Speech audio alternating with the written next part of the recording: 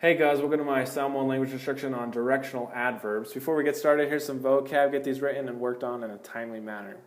Okay, so directional adverbs, we probably should have worked on this a while ago. This is going to be one of the more easy videos. But basically, you'll see this column that I have right here of atu, mai, ane, ae, ifo, and ese.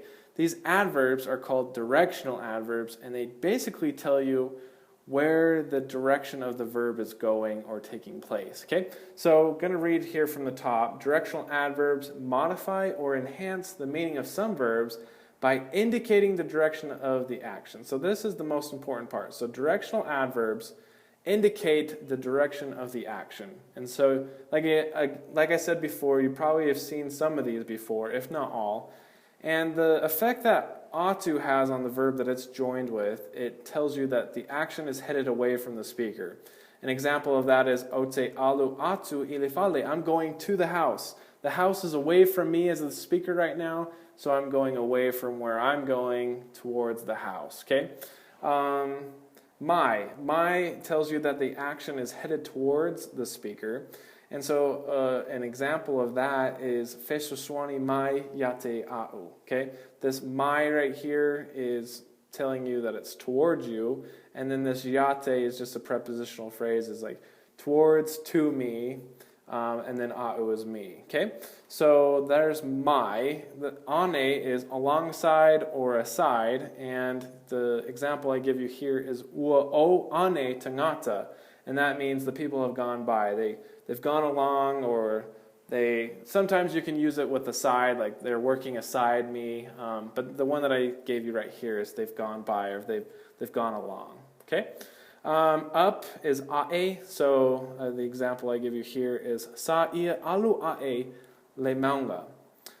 He went up the mountain. Okay, so alu ae, that ae right there just kind of tells you that the alu, the verb that's right before it, is that you're going up, instead of down. Okay, if I said a different adverb, like ifo, let's say I said sa ia alu ifo, instead of ae right there, I switched that with ifo, so ifo just comes over there to where the ae was. So if I said sa ia alu ifo le maunga, he went down the mountain. It'd be what's the difference, okay?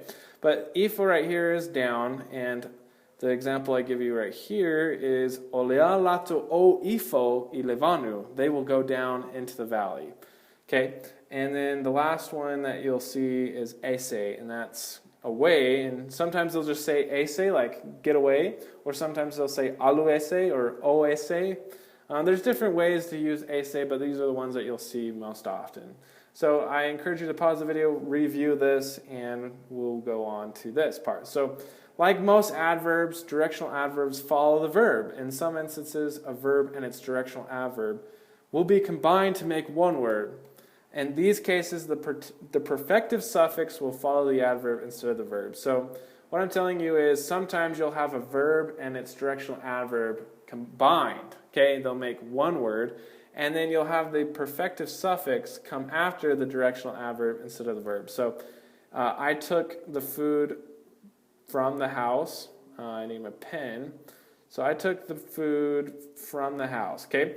So na o ave esea. This right here, ave is take, and ese is away. But then I need the a at the end of it, because in this format I'm taking the food from the house, or I took the food from the house. You can see.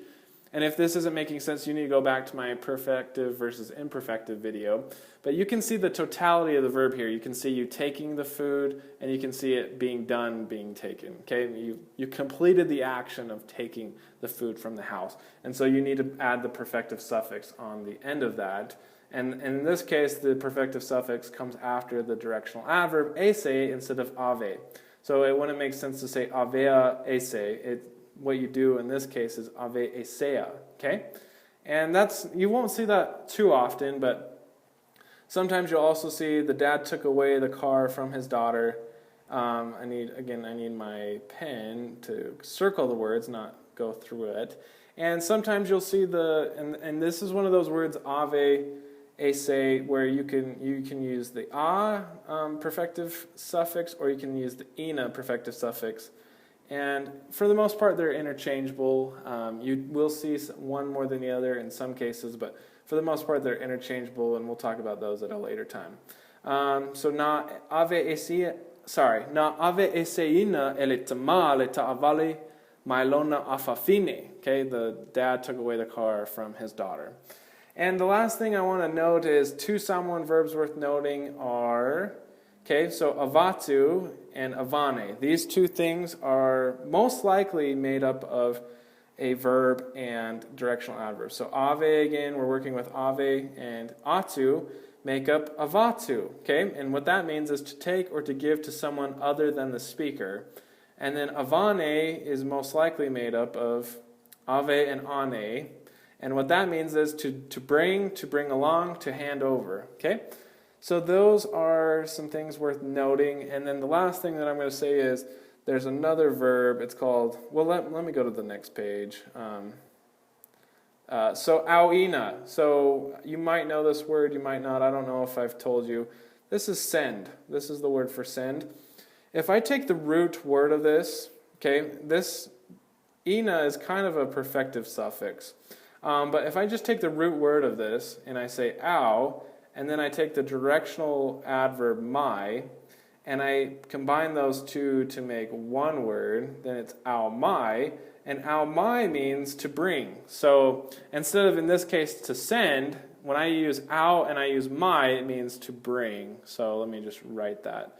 And I don't have enough room, so let's see if I can do that. And that's okay, it's not the best handwriting, but you get what I'm saying, okay? So hopefully this little directional adverb video has made sense, and I wish you the best of luck. Hopefully you can find other ways that these directional adverbs are used, and tofa soifua.